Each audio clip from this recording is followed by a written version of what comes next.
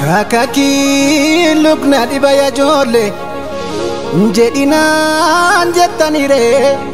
dubbina bultu jechuu sanarraa dhiisaa male naan immoo maaltu dibare beektuun bitaa nagalee ajolle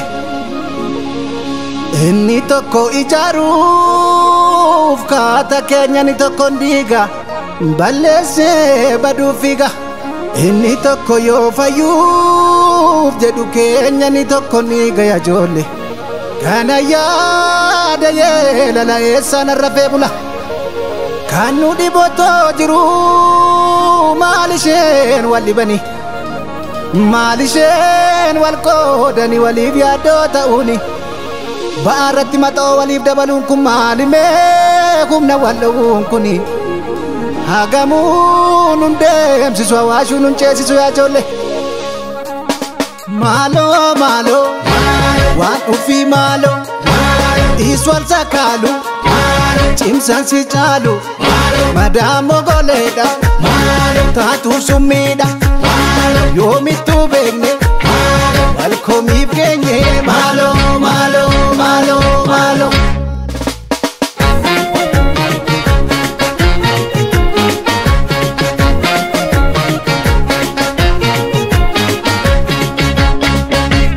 Elaamee dhaggeeffadhu lixaasi waame Elaamee qalbeeffadhu kibbaasi waame Elaamee dhaggeeffadhu baasi waame Elaamee qalbeeffadhu kaabaasi waame Waleeko waleeko waliin taphachuunu gadi kaffalleetti agas wal arguunu michuunu fakkaate kan nyaatee nu nyaatu gantuuf ta'an walle jira ijoollee Elaamee gaddaan baafachuu qabna laalle Elaamee gaddaan baafachuu qabna ijoollee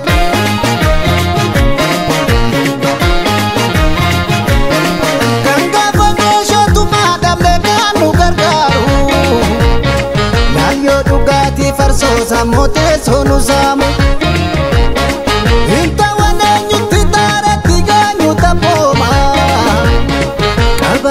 Isa jechuun kuni maal akkam goona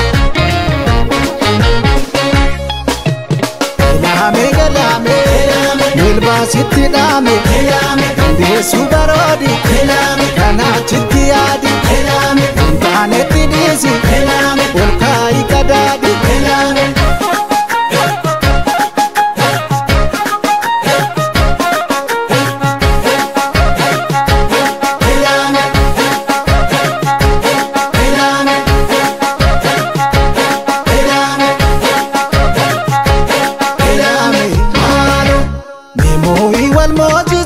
walinafa kaiti walteesisi isachinafa gatai maria duwala masisi mewanu dhageessisi omarabosi anyos gamachunko kaleessa kamiifi isin jaallatamoko hamtuunke hamtuuko asiyoonu waamu achiif kana waatu gantuuf ta'an walle aliishee wallaalle Elaamee gaddaan baafachuu qabna ijoollee Elaamee gaddaan baafachuu qabna ijoollee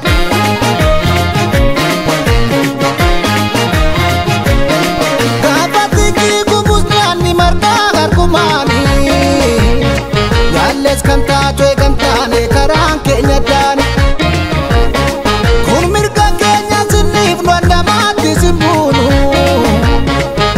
Sidanga darbes wal nu dhabsiisa akka beeknu wal mar'i maalaayoo ay sabbata soorri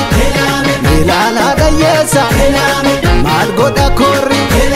isheen waa'ee keenya mas yaaddoo dhibeeshe ay har'as bishaani dheebottanaani gaaffii sammuuti deebis dharraati